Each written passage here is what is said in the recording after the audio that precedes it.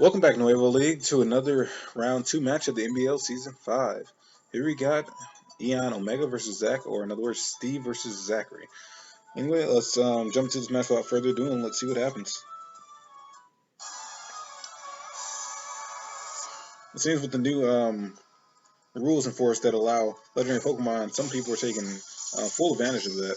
As you can see with Steve's team, as he's just 3 legendaries in this round. So anyway, Heatran versus Kingdra is going to be the lineup for the first part of this match. Kindra's going to go ahead and fire off the Skull immediately, doing a tremendous amount of damage, almost KOing this Heatran here as it crits and pops his air balloon. And Steven obviously was thinking he was going to take it very well, but did not, as he goes in for the Stealth Rock here.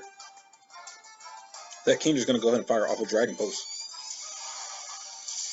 And it's going to almost KO this Lavo Fire. Why he didn't go for the Skull, I have no idea. I guess he was predicting some type of switch out. Anyway, Kindra's going to go for the Ice Beam here and finish off Lavo Fire.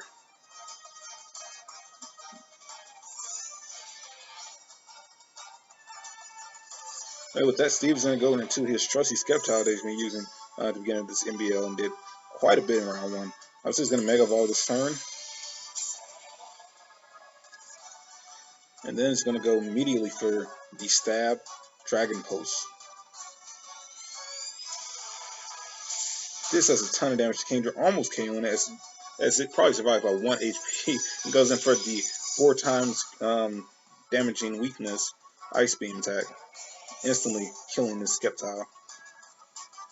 So Skeptile did not get any face time in this match.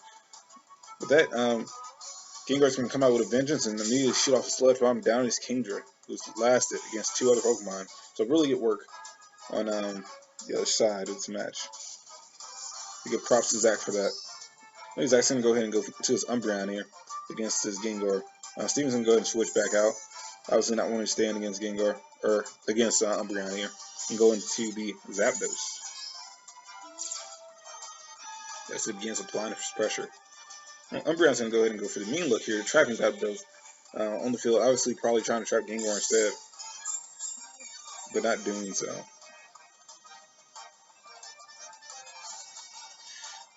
Anyway, with that, Zapdos is going to go ahead and go for the substitute this round, as Umbreon goes for the substitute, obviously not being able to trap this thing with the Toxic and killing it.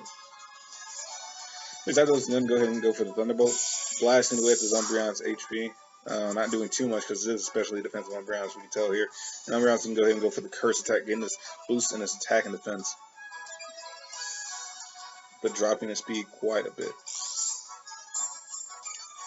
So it seems like all Umbreon can do really is stall out and try to get as many boosts as possible while it goes off against the Zapdos.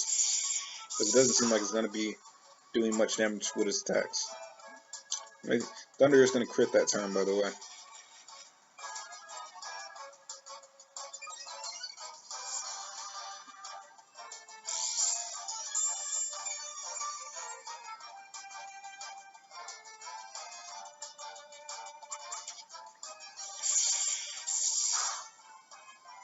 Another Thunderbolt, and we're now into yellow.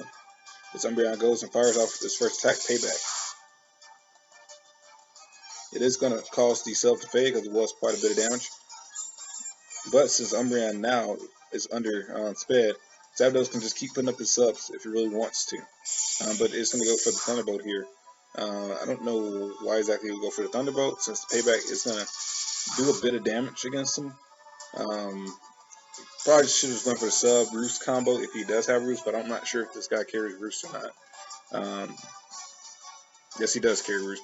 So I'm not really sure exactly why he went for the Thunderbolt immediately on that last turn, since he could just literally sit here, roosting up and subbing up and doing quite a bit to this Umbreon. Anyway, Umbreon does die his turn to the Rocky Helm. Saxon go ahead and go into his own Thunder type, the Jolteon, against this guy, knowing that Zapdos can't do too much damage against Jolteon.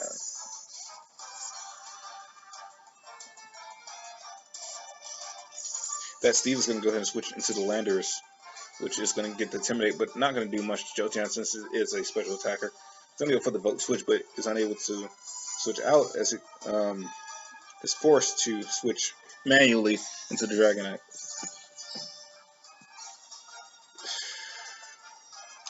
And the stones do dig into Dragonite, as Letters goes for the Stone Edge against this weakened Marvelous Dragonite.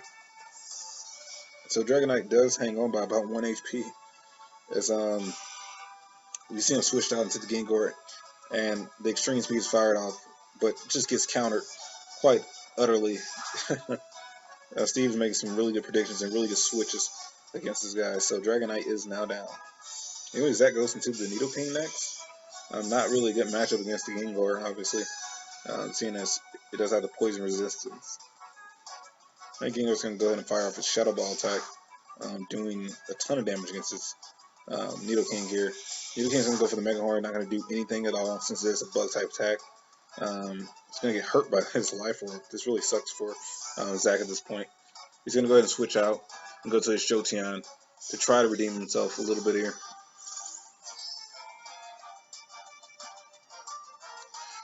But with the Stellar Rock setup, his switching potential is shot straight to hell against this guy. Another Shadow Ball fired off, and Jolteon's going to go ahead and go for the Hidden Power. Hidden Power doesn't really do much against this Gengar as it fires off another Shadow Ball and finishes off the Jolteon, obviously outspeeding.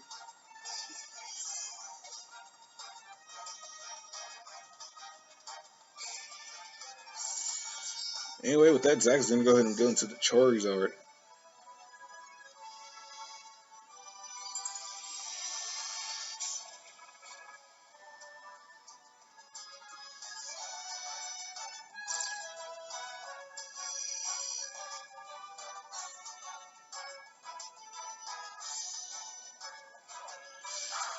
Alright, Charizard was going to evolve and just gets dominated by the Gengar here.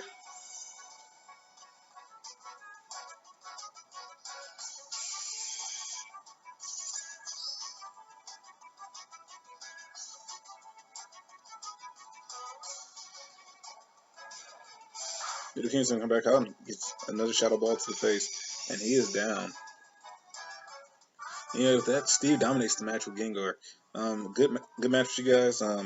Thanks for watching, everybody. Be sure to like, share, subscribe, comment below, and see you guys next time.